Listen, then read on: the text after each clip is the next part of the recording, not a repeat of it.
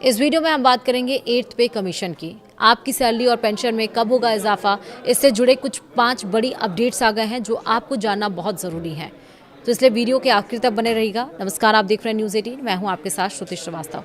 केंद्रीय कर्मचारियों और पेंशनर्स की नई सैलरी के लिए 8वें वेतन आयोग ने काम तेज कर दिया है। दिल्ली के दफ्तरों से बाहर निकलकर आयोग अब सीधे अलग अलग राज्यों में जाकर कर्मचारियों की समस्याएं सुन रहा है। दरअसल केंद्र सरकार के विभिन्न विभागों में काम करने वाले करीब 1 करोड़ से ज़्यादा कर्मचारियों और रिटायर हो चुके पेंशनर्स के लिए एक बहुत ही काम की खबर है।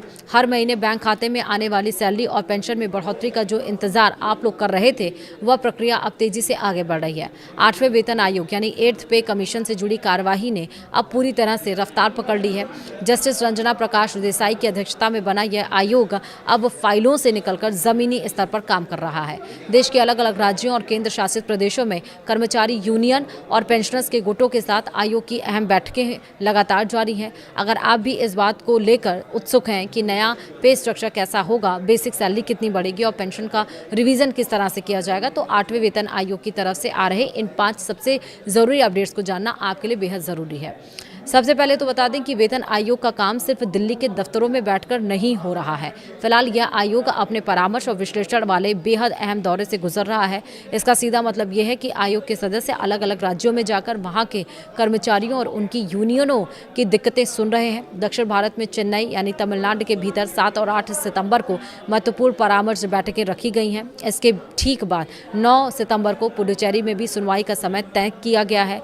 उत्तर भारत की तरफ रुख करें तो चंडीगढ़ में 16 से 18 सितंबर के बीच वहां के और आसपास के राज्यों के कर्मचारी संगठनों से आमने सामने बैठकर बातचीत होगी। वहीं राजस्थान के जयपुर में 31 अगस्त और 1 सितंबर को होने वाली बैठकों के लिए आवेदन जमा करने का काम किया जा चुका है। सैलरी का नया ढांचा तैयार करना कोई आसान काम नहीं है। इसके लिए महंगाई के सूचकांक, देश के आर्थिक हालात और अलग अलग क्षेत्रों से आ रहे वित्तीय प्रस्तावों को बारीकी से समझना होता है और इसी काम को तेजी से और वैज्ञानिक तरीके से करने के लिए आयोग ने अपने कंसल्टेंट यानी सलाहकारों की नियुक्ति से जुड़े नियमों में कुछ जरूरी बदलाव किए हैं। इन विशेषज्ञों की मदद से जो रिपोर्ट तैयार होगी वह पूरी तरह से सटीक और ठोस आंकड़ों पर आधारित होगी। सरकारी कर्मचारियों के बीच आजकल सबसे ज्यादा चर्चा फिटमेंट फैक्टर को लेकर ही हो रही है, क्योंकि इसी से तय होता है कि सैलरी में असल उछाल कितना आएगा। आपको याद दिला दें कि 6ठे वेतन आयोग में यह फिटमेंट फैक्टर 1.86 तय किया गया था। फिर 7वें वेतन आयोग में इसे बढ़ाकर 2.57 कर दिया गया, जिससे बेसिक सैलरी में अच्छा खासा इजाफा देखने को मिला था। अब 8वें वेतन आयोग को लेकर कर्मचारी संगठनों की तरफ से लगातार यह मांग उठाई जा रही है कि फिटमेंट फैक्टर को 3.68 से लेकर 3.83 के बीच रखा जाए। हालांकि यहाँ यह साफ कर देना जरूरी है कि अभी तक आयोग की तरफ से न्यूनतम वेतन, फिटमेंट फैक्टर या नई पेंशन को लेकर कोई भी आधिकारिक घोषणा नहीं की गई है।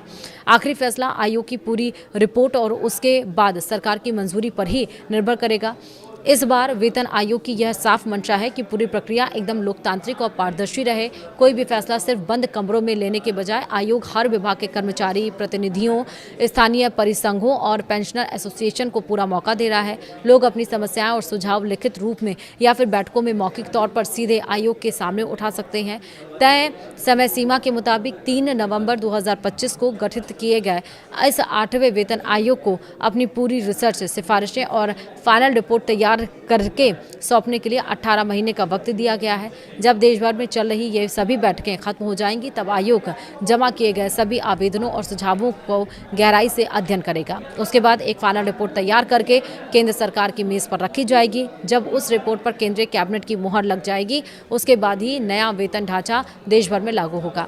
चूंकि 8वां वेतन आयोग अभी शुरुआती बातचीत और आकलन के दौर से गुजर रहा है, इसलिए कोई भी नया फॉर्मूला अभी तक आधिकारिक रूप से पास नहीं हुआ है। ऐसे समय में अक्सर कई तरह की अफवाहें तेजी से फैलने लगती हैं। सभी कर्मचारियों और पेंशनर भोगियों को यही सलाह दी जाती है कि वे इधर उधर की बातों पर ध्यान देने के बजाय सही और पुख्ता जानकारी के लिए सिर्फ 8वें वेतन आयोग के आधिकारिक पोर्टल या वित्त मंत्रालय की तरफ से जारी होने वाले आधिकारिक बयानों पर ही भरोसा करें।